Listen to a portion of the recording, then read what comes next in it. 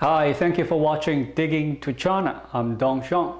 At least 12 of China's 22 provinces have made the announcement that by late July or early August, the local authorities will ramp up surveillance and enforce restrictions on unvaccinated residents whenever they try to enter the many common areas. Places like gyms, hotels, internet cafes, gas stations, and banks. The exact list varies from county to county. One of the government notices said that getting vaccinated is the duty and obligation of every citizen. It also pointed to a severe and complicated pandemic situation overseas. Some continues, such as Luzhou city in Sichuan province, only mandate that unvaccinated people provide personal details and contact information when entering such places.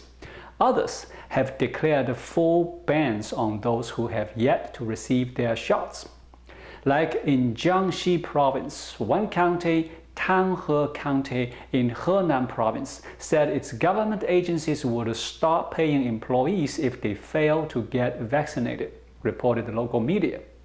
News of vaccination mandates has been met with skepticism on Chinese social media, with some users saying the local authorities were going too far. One user wrote on Twitter like Weibo, "It goes against the government's original pledge that vaccination would be voluntary." A woman surnamed Wang wrote that she opposed the policy even though she had already gotten 2 shots. It would be unfair for people who couldn't get vaccinated due to pre-existing medical conditions to have to then explain their conditions in public in order to enter venue sites, she wrote. She is from Jinan, Shandong province, where local authorities have not published such mandates. Surveys suggested that Chinese people are more accepting of vaccines compared with Americans. But still, some Chinese people do not like mandatory inoculation, and many don't trust Chinese vaccines to be safe because of past vaccine safety scandals. Beijing is pushing to reach 80% vaccination rate, China's herd immunity goal. The announcements are in line with Beijing's herd immunity goal. China reports that it has issued 1.4 billion vaccine doses so far, almost enough to give the entire population a single shot. However, it is unclear how many people have received 2 doses. Most of those shots have been the locally produced Sinovac or Sinopharm vaccines. To date, China's central government has not formally mandated vaccination. Jing Dongyan, professor of precision medicine at Hong Kong University, said the policies were likely the result of local government officials under pressure to deliver on Beijing's vaccination goals. In China, policies are often laid out by the CCP leadership and are left up to local officials to decide how to implement them. Failure to meet the policy targets could cost local politicians future promotions or even their jobs. Yang Zhonghuang is the Senior Fellow for Global Health at the Council on Foreign Relations, and he questioned whether the new policies were the work of local government officials under pressure to deliver on vaccination targets. It could be a test balloon being floated by the Communist Party in Beijing.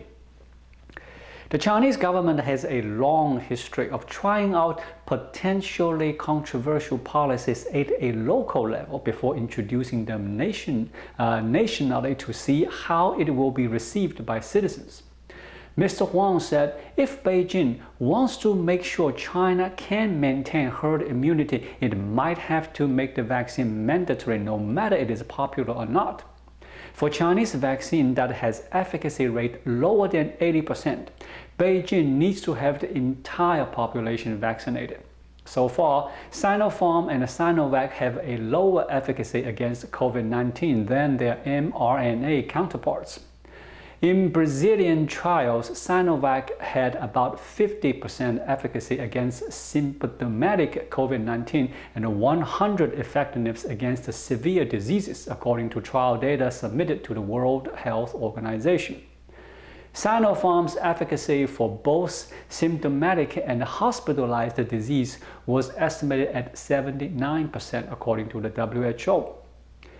New York City Mayor Bill de Blasio announced that all employees of the city's public hospitals and health clinics be vaccinated against COVID-19 or receive mandatory regular testing. It will take effect on August 2nd. Australia decided in late June to make vaccinations mandatory for high-risk aged care workers and employees in quarantine hotels. In Britain, it will be mandatory for care home workers to have coronavirus vaccination from October. English nightclubs and other venues with large crowds will require patrons to present proof of full vaccination from the end of September. All health workers in France must get COVID-19 jabs, and anyone want to get into a cinema or board a train will need to show proof of vaccination or a negative test under new rules announced by President Emmanuel Macron on July 12th. There will be a €1,500 fine for businesses that do not check their clients have a health pass. The fine will increase progressively for repeat offenders. This list is growing. Majority of health experts believe that getting a COVID vaccine is the best thing we can do to protect ourselves and others from infection. And the US Supreme Court has ruled that governments can mandate vaccination if doing so is deemed necessary to protect public health. The million-dollar question is, will it work? It all depends on how the public is likely to react to forced vaccination. The success depends on earning the public's trust. Nothing undermines trust like trying to force skeptical consumers to get a shot. Anyone who expresses a different opinion on social media is silenced. This does not help establish trust.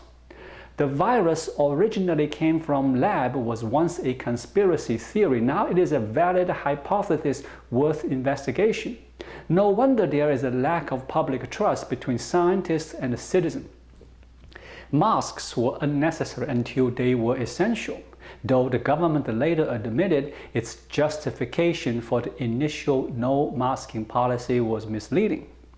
For more than a year, Americans have been bombarded with contradictory, sometimes hostile messages about how to respond to the virus. In other words, mandating that Americans get vaccinated may be the very thing that ensures they won't.